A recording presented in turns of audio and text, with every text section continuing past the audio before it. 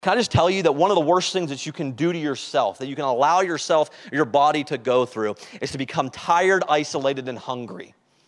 These three things will produce this desperation inside of you and cause your judgment to be impaired and to make you make choices and decisions that you wouldn't have otherwise done. Do not isolate yourselves.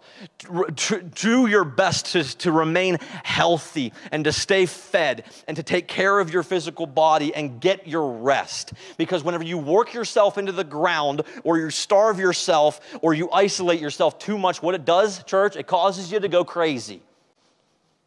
I'm serious, and some of you know what I'm talking about because you've been in a place like this, especially whenever you were younger, even whenever you had to provide for your family and you weren't sure how you were going to make ends meet, and you worked yourself into the ground, and it caused you to make some grave mistakes that you wouldn't have otherwise done had you been of sound mind.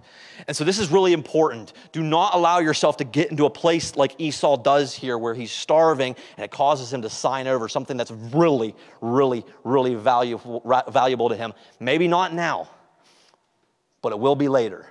But now he doesn't have it anymore. And this is really, really important. Jacob is a deceiver.